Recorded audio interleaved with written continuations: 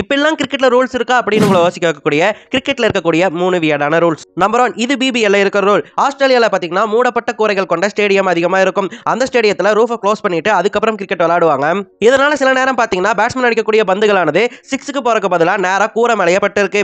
இப்படி கூரை மேல படுறத பார்த்த உடனே என்ன பண்ணலாம்னு யோசிச்சவங்க 2014ல இந்த மாதிரி பால் ஆனது கூரை மேல பட்டா அது 6ன்னு அறிவிக்கப்படும் சொல்லியிருந்தாங்க.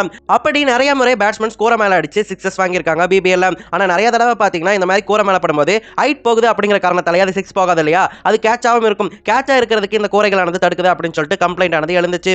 அதுக்கப்புறம் 2024 பிபிஎல்ல தான் ஒரு சில ஸ்டேடியத்துல மட்டும் பால் கூரை மேல பட்டா டெட் பால் கொடுக்கலாம் அப்படின்னு சொல்லிட்டு கொண்டு வந்திருந்தாங்க. ஆனா இந்த ரூலுமே ஸ்டேடியத்துக்கு ஸ்டேடியம் மாறுது. இந்த ரூஃப் லாவானது பிபிஎல்லே வித்தியாசமான ரூலா இப்போ வரைக்கும் இருக்கு.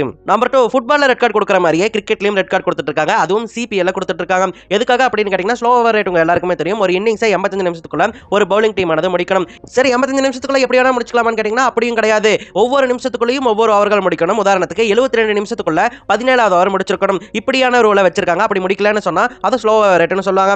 அப்படியாக சிபிஎல்ல ஒரு டீம் 18வது ஓவர் ஆரம்பிக்கும் போது ஸ்லோ ஓவர் ரேட்ல இருந்தாங்க அப்படின்னு சொன்னா பவர் பிளேயின் படி அவங்க 5 ஃபீல்டர்ஸை சர்க்கிளுக்கு வெளியே நிக்க வைக்க கூடாது.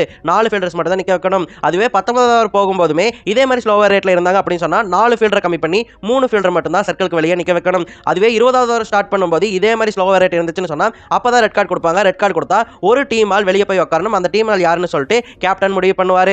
சோ 10 பேர் மட்டும் தான் ஃபீல்டிங் டைம்ல இருக்கணும். 2 பேர் மட்டும் தான் சர்க்கிளுக்கு வெளியே இருக்கணும். இந்த மாதிரியான ரொம்பவே வித்தியாசமான ரூலை சிபிஎல்ல பின்பற்றிட்டு வராங்க.